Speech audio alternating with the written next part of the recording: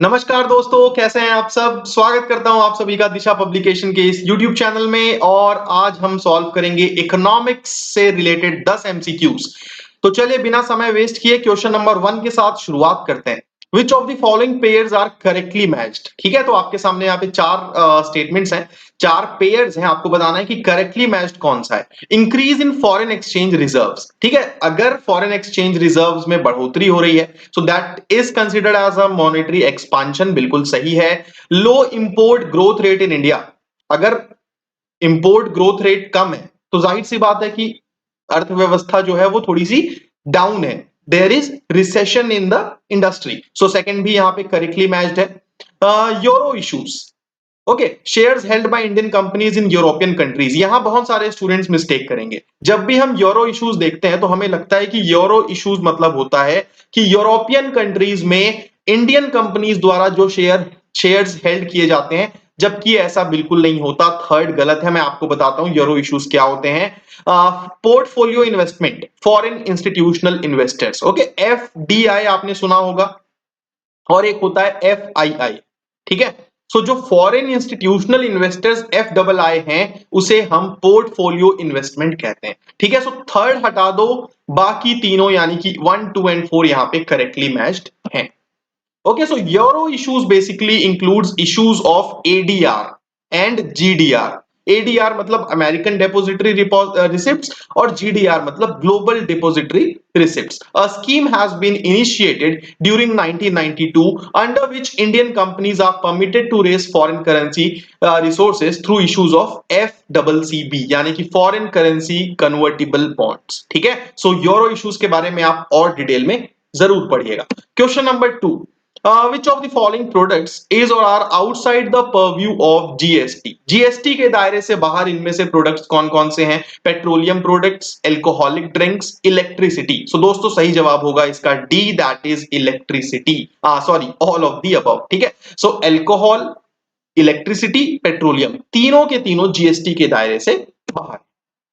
ठीक है, तो जीएसटी आप सभी को पता है कि इनडायरेक्ट टैक्स है और बेसिकली डेस्टिनेशन बेस्ड टैक्स है। ठीक है, सो पेट्रोल, एल्कोहल, इलेक्ट्रिसिटी वो जो है बेसिकली अलग से राज्य सरकारों द्वारा जो है सेपरेटली टैक्स किए जाते हैं। और बाकी जीएसटी के बारे में तो आप पिछले 2-3 सालों से कंटिन्यूअस डेली बेसिस में चीजें पढ़ ही रहे हो। चलो भाई, question number 3, consider the following statements regarding the economic survey of India. Economic survey बहुत ज्यादा इंपॉर्टेंट है दोस्तों। आपके सामने 3 स्टेटमेंट्स हैं। It is prepared under the guidance of the chief economic adviser of India. The first economic survey of India was presented in 1991-92 as part of the Union Budget. The recommendations of the Economic Survey of India to the Government of India are binding in nature. तो आप सभी ने economic survey देखा होगा। ठीक है, budget से एक दिन पहले इकोनॉमिक सर्वे आता है। तो दोस्तों पहली बार इकोनॉमिक सर्वे 1950 के आसपास प्रेजेंट किया गया था, 1991 में नहीं। ये स्टेटमेंट गलत है। कई बार हम सोचते हैं कि एलपीजी रिफॉर्म्स जो हुए थे 91-92 में, उस समय इकोनॉमिक सर्वे शुरू हुआ, ऐसा नहीं है। ठीक है, चीफ इकोनॉमिक एडवाइजर की गाइडेंस में ये प्रिपेयर होता है। पहला स्टेटमेंट पूरी तरीके से सही है और थर्ड स्टेटमेंट भी गलत है। इकोनॉमिक सर्वे में जो भी रिकमेंडेशंस होती हैं सरकार के ऊपर वो बाइंडिंग नहीं है। सरकार की मर्जी, सरकार के ऊपर कोई किसी भी तरीके का कोई कंपल्शन नहीं होता है। ठीक है, सिर्फ और सिर्फ एडवाइजरी होती है इकोनॉमिक सर्वे की रिकमेंडेशंस। ठीक है, सो थर्ड और सेकंड दोनों गलत होंगे। करेक्ट आंसर होगा only one, that is a. Okay, so the Department of Economic Affairs under Ministry of Finance presents the survey in the Parliament every year just before the budget. So 1950-51 में पहली बार economic survey को present किया गया था budget के साथ, budget का हिस्सा था वो। ठीक है, 1964 में बजट और इकोनॉमिक सर्वे को अलग अलग कर दिया गया, जैसा कि आज हम देखते हैं। ठीक है, चलिए question number 4, which of the following factors determine the quota subscription of a country in the IMF?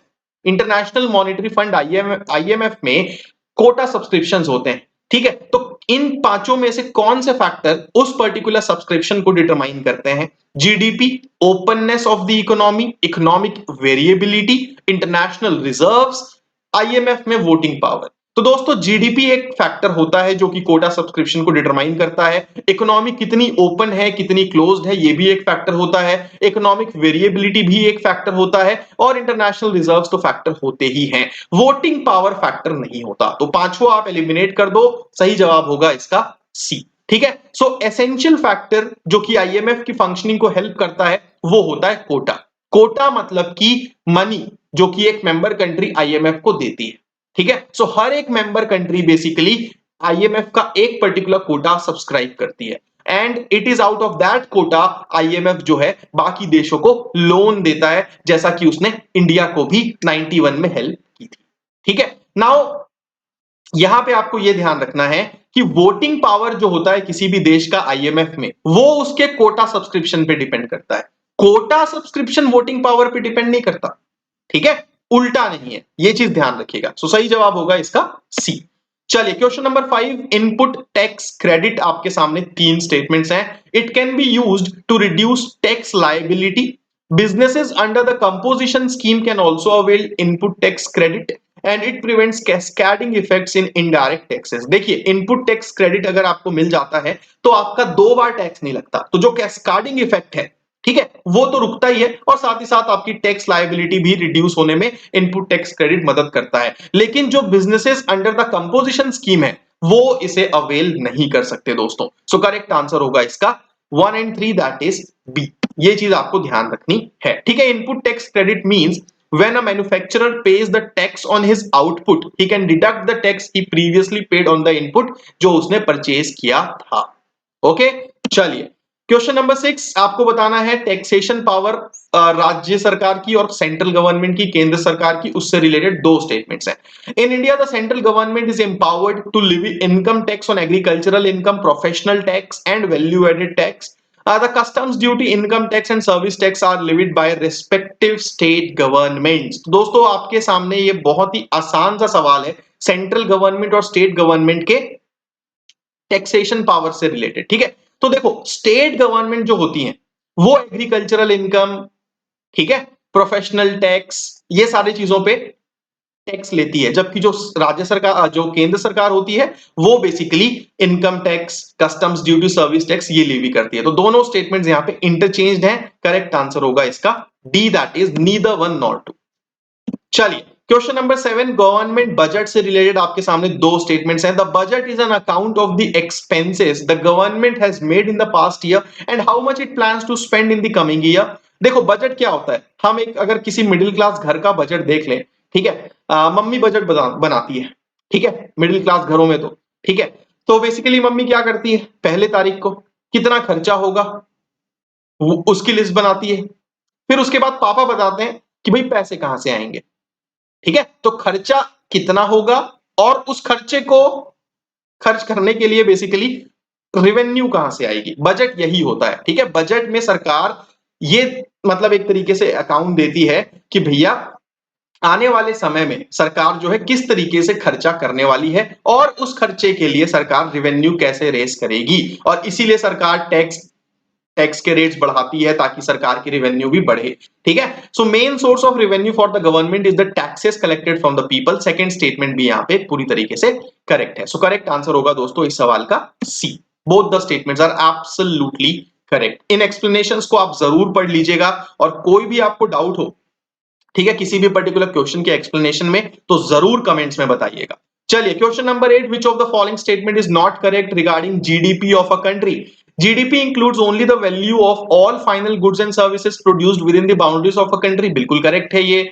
Output method और एक्सपेंडिचर मेथड जो है वो जीडीपी कैलकुलेशन में यूज किए जाते हैं। बिल्कुल सही बात है। Non counting of intermediate goods in the value of GDP leads to the problem of double counting. ये गलत होगा। In India GDP is measured as market prices, base year is 2011-12। ये भी सही है। सी यहां पे इनकरेक्ट होगा और आंसर भी आपका सी ही होगा। ठीक है, in contrast to final goods, जो इंटरमीडिएट गुड्स होते हैं they are used in producing final goods and services. तो जो फाइनल गुड्स की वैल्यू है, ठीक है, वो ऑलरेडी इंटरमीडियरी जो बेसिकली जो इंटरमीडियरी गुड्स हैं उसमें ऑलरेडी ऐड हो गई। ठीक है। सो उस डबल काउंटिंग को अवॉइड करने के लिए इंटरमीडिएट गुड्स को इंक्लूड नहीं किया जाता। ठीक है। सो नॉन काउंटिंग अगर होगी तो डबल काउंटिंग की प्रॉब्लम खत्म हो जाएगी। अगर आप इंटरमीडिएट गुड्स को काउंट करोगे तो डबल काउंटिंग होगा। फॉर एग्जांपल अगर मैं आपको एक्सप्लेन करूं, जैसे कि कोई चीज 100 रुपए की है, कोई खिलौना बन रहा है, ठीक है। तो खिलौना बन रहा है तो फिर 3-4 स्टेज में वो खिलौना बनेगा, ठीक है। फॉर एग्जाम्पल ये इस तरीके से बनते बनते बनते बनते फाइनल रूप लेगा, ठीक है।